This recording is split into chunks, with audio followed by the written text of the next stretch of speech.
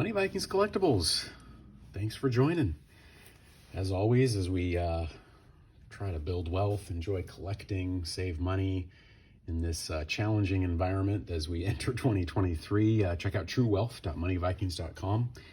And it's not just collecting articles, but it's also articles about investing and building wealth and health and just ways to be stronger. But anyway, the title of this video is The Proxy Problem.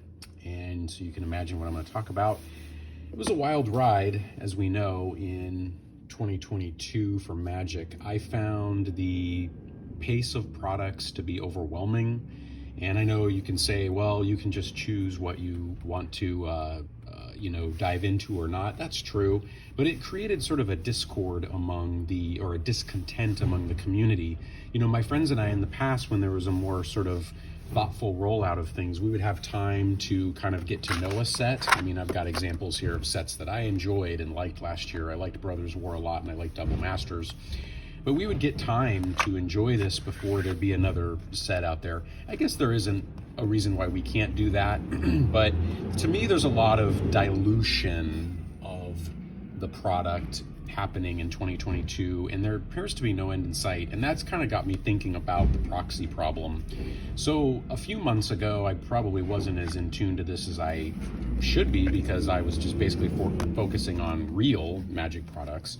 I started to see and sense that there's a lot of these sites that make proxies of the cards, and to me, it's really dangerous. It's a really bad sign for mostly for Wizards of the Coast, but I think the whole ecosystem is going to have a big problem with this over time, and I'll tell you why.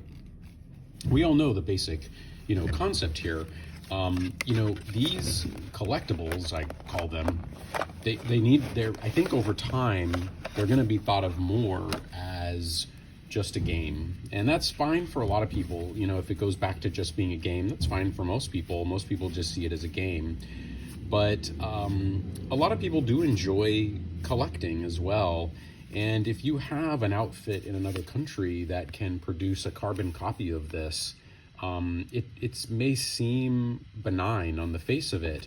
You can pick up any card, even if it's a $400 card, you can get it for 99 cents, right? Well, the company overseas is going to make a lot of money, off the cardboard, just like Wizards. But at the end of the day, I think too much of this is going to get into the market, and it's going to really start screwing things up, especially the secondary market, where you're going to see, I think you'll see a lot of confusion over time. So this is a problem, I think. So because of proliferation of this, so that's my number one kind of reason. Number two, I was going to talk about is a confused market. So I think that the market is going to get confused, as more of these cards end up on eBay and secondary sites. I would just be careful if you're a collector out there. If you're a casual player, I guess it doesn't matter. But if you're someone like me that likes to build, these binders of cards, number one, I enjoy them for the artwork, I enjoy them for the game, but I would also like to think of it as kind of a hobbyist in terms of collecting art. And over time, I would hope that some of them would become more rare and would actually go up in value and be desirable as a collectible piece. I mean, they are quite beautiful on their own, and there's just a lot of imagination and fantasy and work that goes into it. But of course, they're not original works of art, and that's the whole thing that creates the value in something. Is an original work of art, there's only one. There's not a bunch of copies of it. And of course, with these cards, there's copies. But I think when you have a problem where things are just going to be flooded from a black market, I think you have a major issue on your hands. So Magic and Wizards, I don't think they helped themselves last year. I think that the sort of pace of products and the kind of like flirting with the reserve list and Magic 30, that was obviously a huge debacle. I'm not going to talk too much about it because it's been talked about ad nauseum.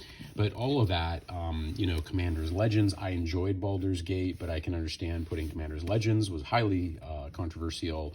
Really probably didn't have enough of the, classic cards in there and enough, punch. I enjoyed the dragons, I enjoy the world, but that's probably because I'm a Dungeons & Dragons fan. So going forward, I think there's definitely again, as I'm calling it, I think there's going to be a growing proxy problem. And so my point here is a word of caution to collectors. So if you're, maybe sealed product will fare better. This is a theory. This is a nice sealed product of Double Masters. The fact that it hasn't been opened and tampered with.